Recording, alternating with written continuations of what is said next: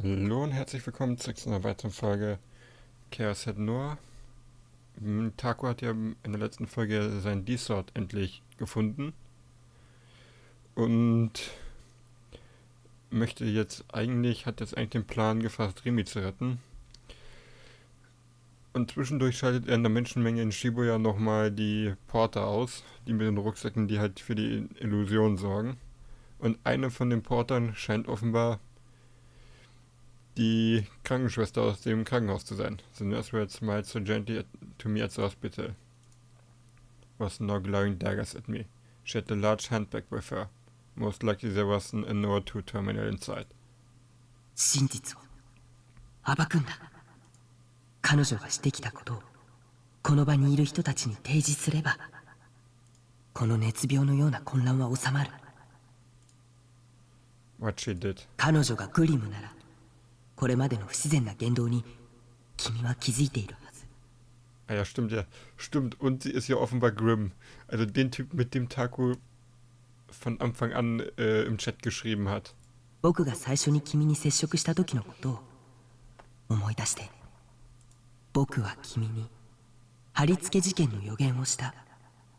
君への継承だった。でも僕よりも先に貼り付けを予言した人間がいる。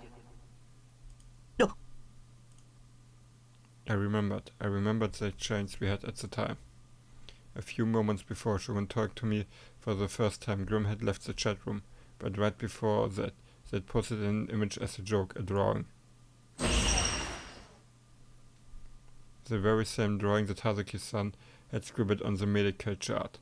The drawing had been very poorly done, but what mattered was what it was depicting, the crucifixion case.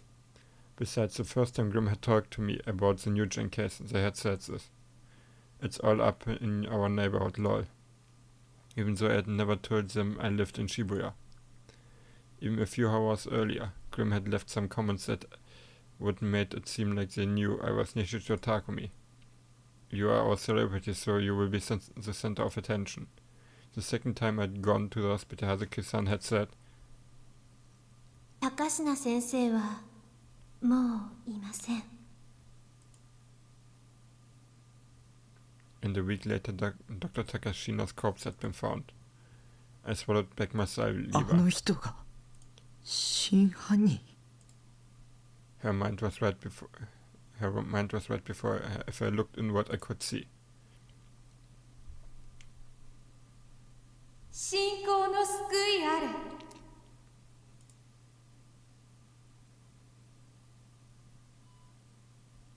Midnight fell on AH Tokyo General Hospital, the place of Hazuki Shino's work. Within one of its operating rooms, the nurse stood nearly still. On the bed lay a young man, Konoe Chizuru. The sleeping pills he had been given had induced a deep coma in him. 信仰の救いあれ。 As she repeated the same words over and over like a Buddhist prayer, Hazuki caressed her large, swollen abdomen. She slowly removed her white scrubs, then sat atop the operating table, scalpel in hand.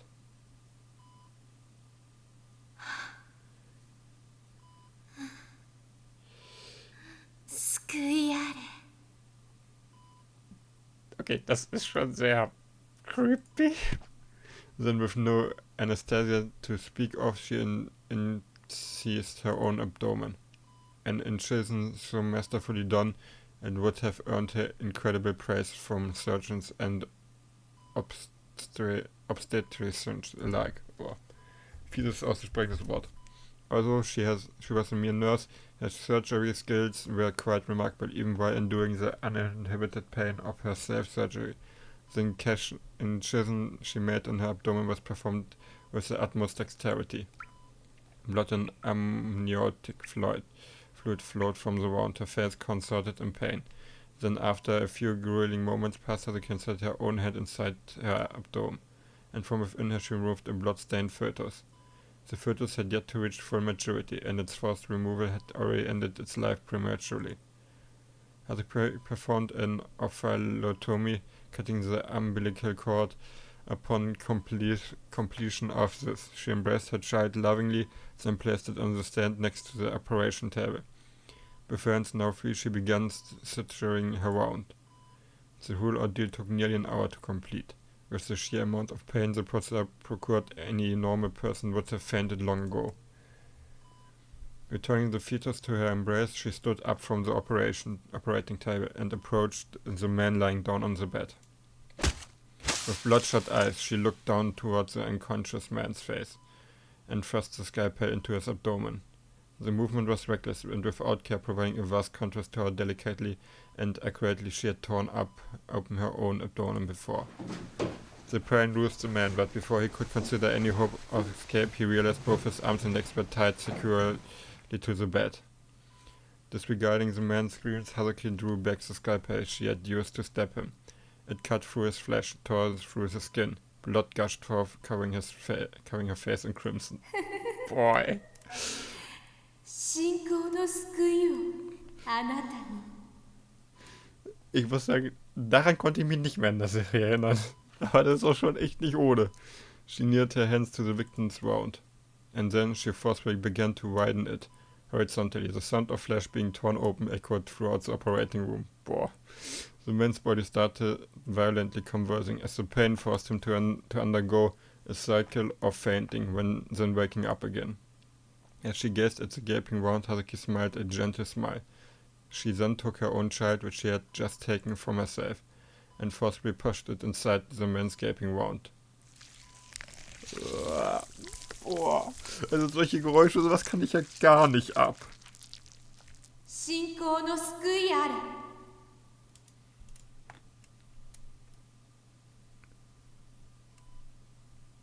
Midnight fell in the place within the nurse stood nearly still. On the bed lay her psychiatrist colleague, Takashina Fumio.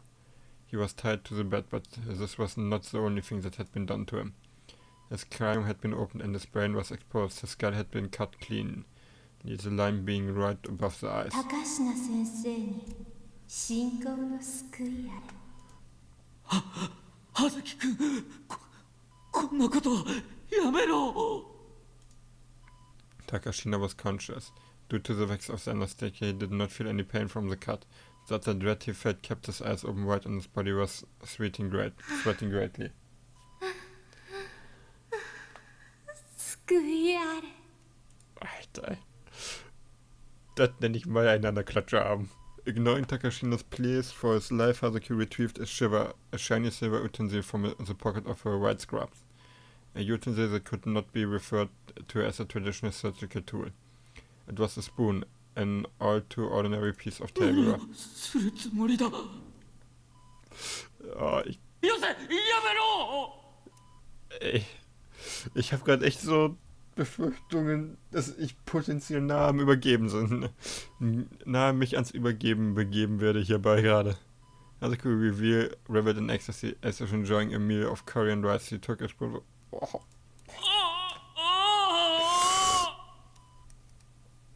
Sorry, das ist halt nicht. Mit sowas habe ich halt Probleme. So gruselige Kreaturen und sowas, ja, habe ich kein Problem mit. Aber das ist nicht so meins. Das ist einer der Gründe, warum ich auch nie was mit Saw anfangen konnte. She then took the spoon and violently cast the contents onto a stainless steel tray. The pink brain tissue was piped into a jelly substance.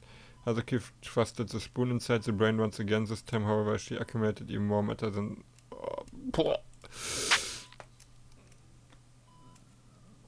It was getting removed from his body, yet he felt no pain, nor did he lose consciousness. As well as this, the anesthesia had robbed him of any freedom of movement whatsoever. All the man could do was tremble in fear. Boah. これがあなたの記憶なんですね。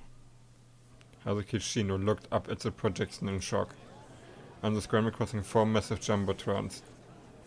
Her very own memories were being shown. She couldn't even understand how it was being done. Perhaps it was Nichiro Takumi's power as a gigalomaniac. あなたの記憶です。With his head hung low and dessert in hand, Nashmitike murmured those words. The ride came to a halt. Silence was now the ruling entity. The thousands of people who had been assailing each other until only a moment ago were now looking up towards the screens. Some went pale, some averted their eyes, some felt such horror. It compelled them to vomit. The mass media were starting to record Hazuki with their cameras. Countless blinding flashes ensued. あなたがニュージェネ事件の真犯人だったんだ。私の記憶を映像に投影したんですね。もう言い逃れはできませんよ。胎児とあなたの DNA を鑑定すればわかることです。どうしてあんなことを。ねえクリム。ナイトハルト、すべては教祖様のお言葉なんですよ。Hazuki plunged her hand into the bag resting over her shoulder. From it she retrieved both a Nord 2 terminal port and a scalpel. She gripped the scalpel and placed it right against her throat. Due to the nature of her position as a nurse, she knew the location of the carotid artery all too well. Na lecker. Hazuki smiled at Nishizo Takumi. It was a kind smile, much like the one she would so often show her patients. 信仰の救いあれ。Na lecker. As her own blood gushed forth from her neck, the entire body was painted a bright crimson.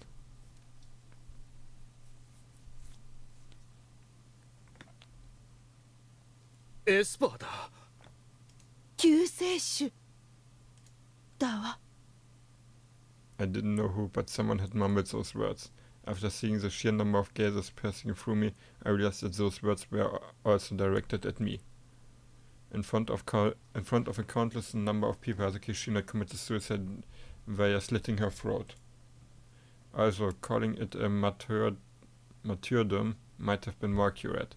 The choking smell of blood filled the air. The riot had now entirely stopped. Hazuki Shino's memories of the crimes she had committed, which I had projected directly onto the jumbotrons, ended up being the perfect thing to make the excited parts of the mob quiet down. The shocking nature of what had been displayed left everyone at a loss for words. Even now, Hazuki Shino's corpse was still bleeding. A number of people then walked up to it and began kicking it. Toll. It was the corpse of an atrocious murderer, so there were no respects to be paid her here. Next, they might even publicly beheaded her like it was in the Middle Ages. What difference was there between her and the ones kicking her corpse? By their very nature, humans were disgusting, horrible creatures, myself included. The media like hyenas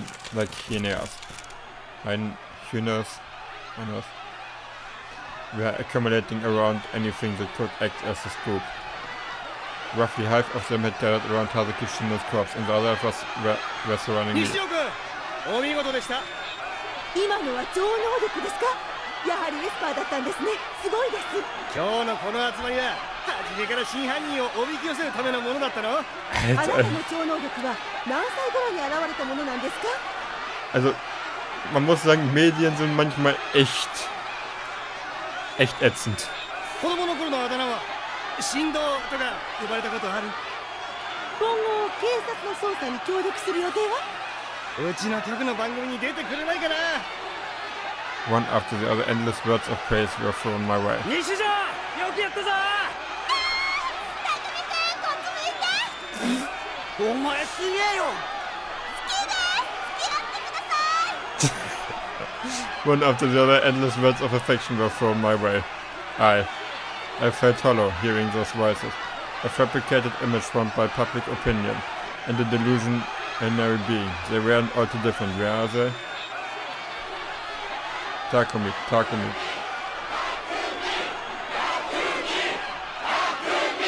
It was all coming back. The energy they had all shown when they had seen me up on top of Ultron.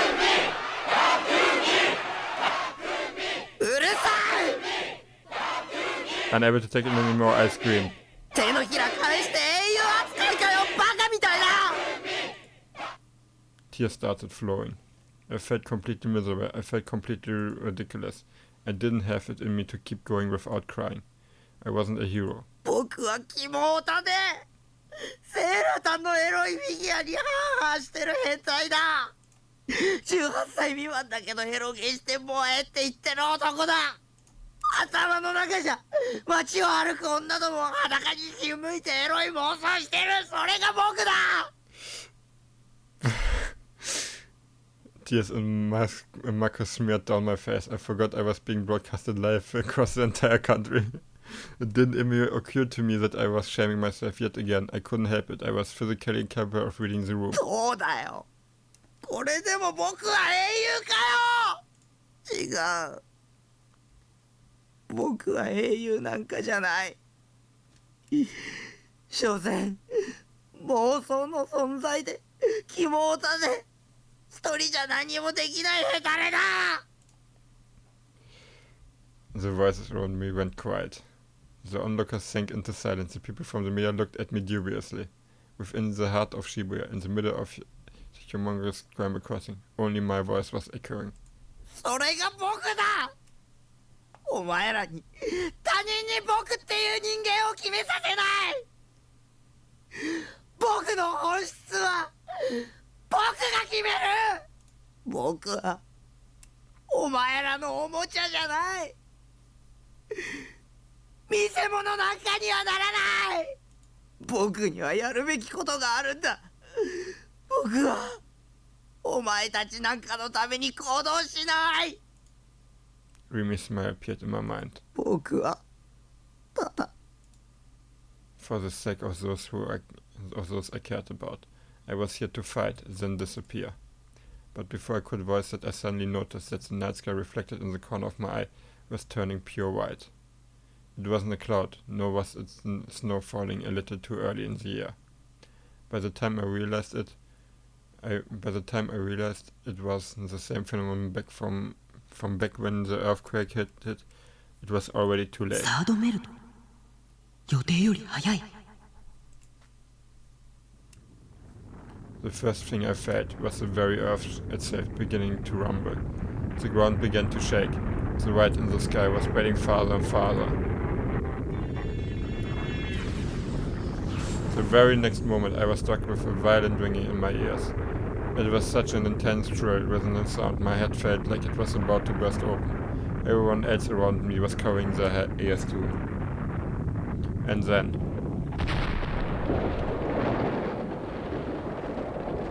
the world was dyed completely white. Also wir haben ja noch ein paar lose Enden.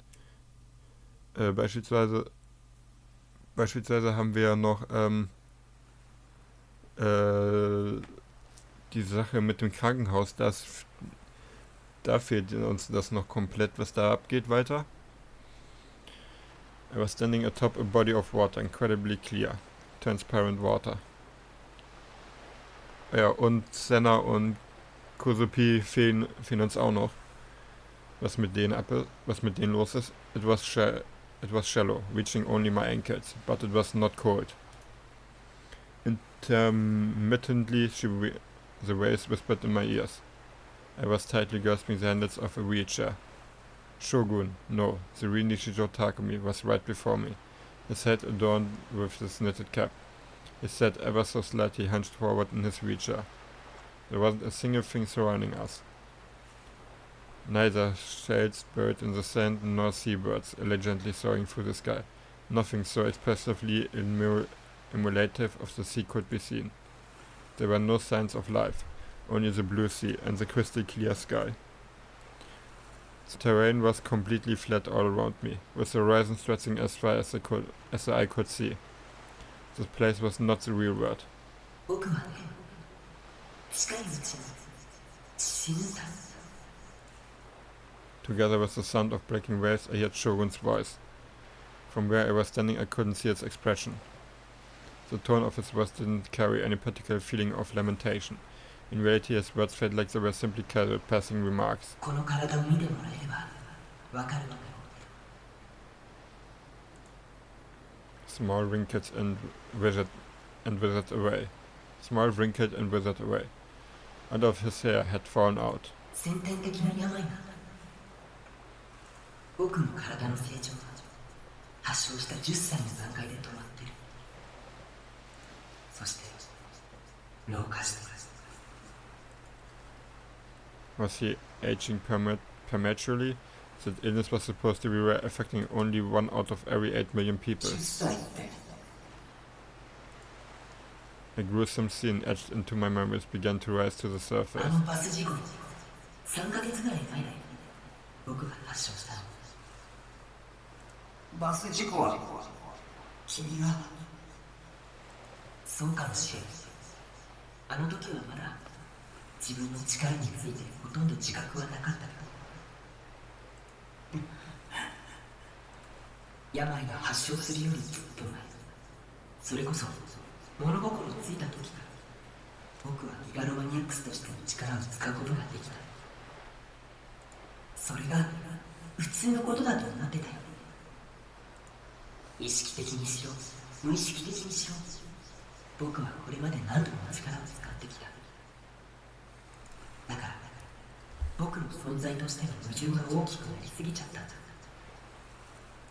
青い背中から聞いてるだろ。粒子とともに追生成される反粒子はディソードにストックされていくんだ。反粒子は数学的に言えば過去へ向かうものだから、ストックすればするほどギガロマニアックスには現在の状態とのズレが発生し、やがてその矛盾により存在としての自己崩壊へ至る。As he spoke, Shogun didn't move an inch in his wheelchair. What he was looking at. Could he even see at all? What was he looking at? この病は進行しちゃうんだ。ギガロマニアックスの力で治せばいいじゃないか。力を使えば病は進行する。端的に言えば力を使ってもプラスマイナスゼロっていうことさ。何も変わらない。どうして僕みたいなキモータのヘタレ野郎を作ったの？もっと強くて行動的でかっこいいイケメンにすればよかったのに。人を一人、しかもギガロマニアックスの力を使える人間を生み出すのは簡単なことじゃなかった。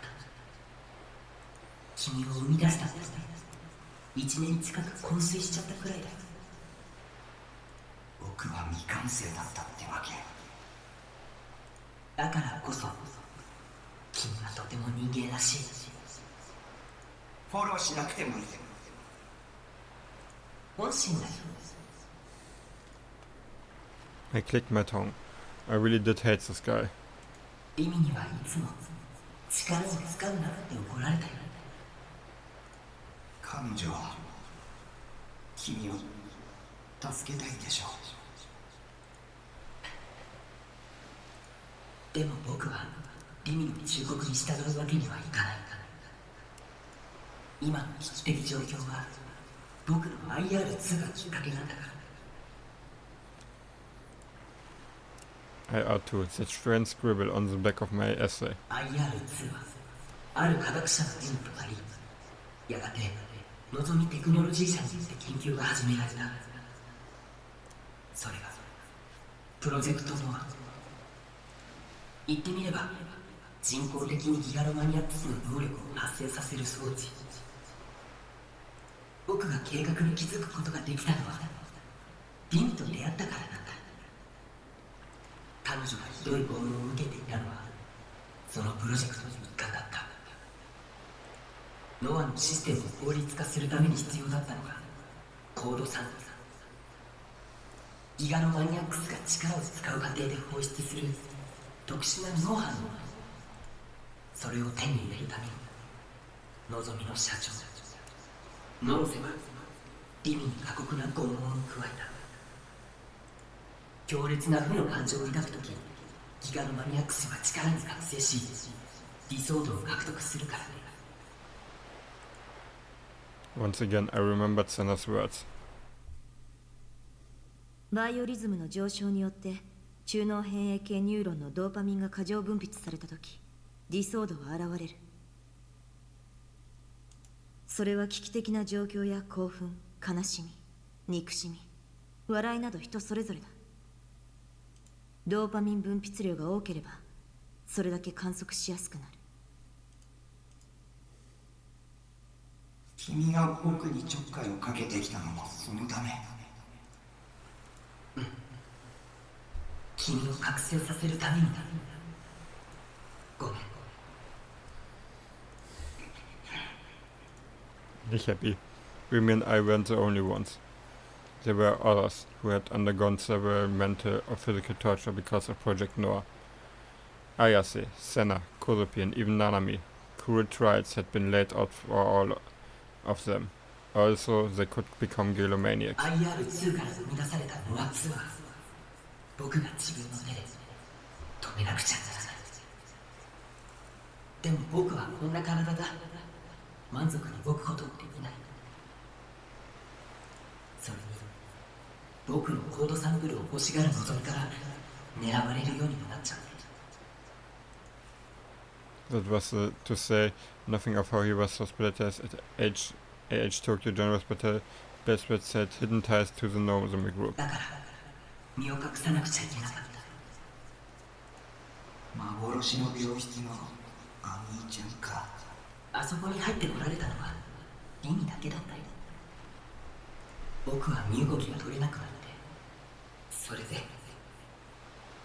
僕を作ったのか。Shogun weakly nodded. リミには君を消すように何度も言われたんだ。命を削る行為だからやめろって。でも僕に残された命は長くない。力を使わなくたってあまり差はないんだよね。His voice was deeply serene. He had a certain sense of wiseness to him. Perhaps it was one you could only get from living out your days under the death sentence. それに君が覚醒して力を使えるようになれば僕の命は持たないだろうか。僕と君は一心同体っていうこと。そうだね。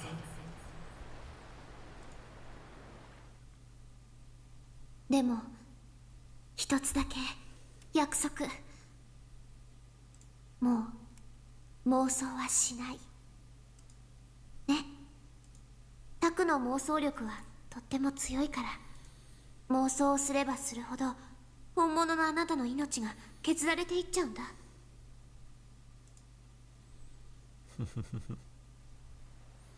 If I tried to keep my promise to Remy, I couldn't go help her.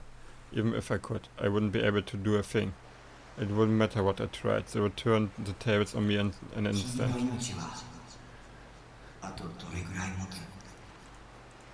つ？きっと今日か明日までじゃないかな。そこまで。I was stunned. I hadn't expected him to have so little time left. 僕が覚醒しちゃったから。気にしなくていいよ。君の覚醒は僕にとって本望だから。君が死んだら僕はどうなる？君は僕と一心同体であると同時にリアルブートされたことによって現実の人間になった。生まれ方は特殊かもしれないけど君は人間だよ。Oh, 僕が消えれば Papa. 君は助かるよ。無駄だよ。せいぜい寿命が数日から数週間伸びるぐらいじゃないかな。でもそんな愚かな選択肢を選ぶのはやめるんだ。君にはノア2を破壊してほしい。そのために力を使うことを遠慮しないでほしい。言われなくても分かってる。君に遠慮するほど僕はお人よしじゃない。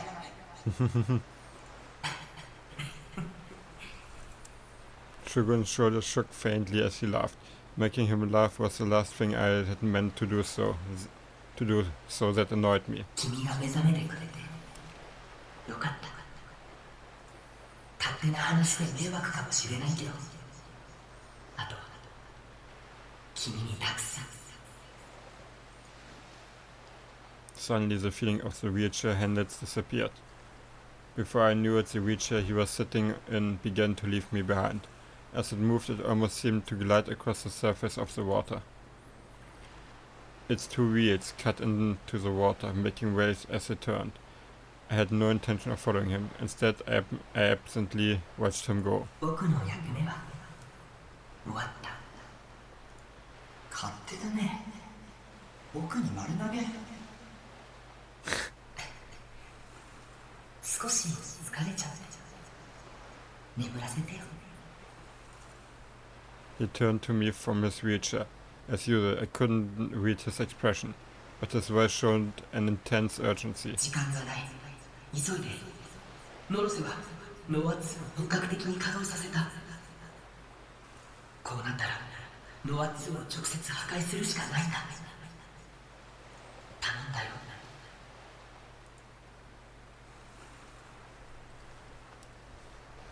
And then, as if embraced by a cloud of mist, he began to disappear. The very colors of this mental world slowly began to 君 fade. に頼まれる筋合いなんてない。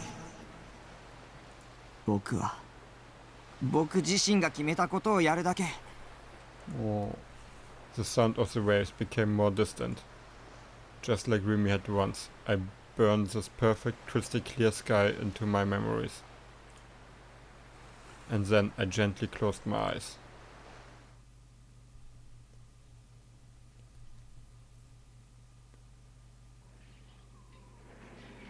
Ich bin der Meinung, ich bin jetzt zwar etwas kürzer als normal, aber ich würde sagen, dass das eigentlich der perfekte Zeitpunkt ist, um diese Folge jetzt zu beenden. Vielen Dank fürs Zuschauen und bis zum nächsten Mal. Ciao.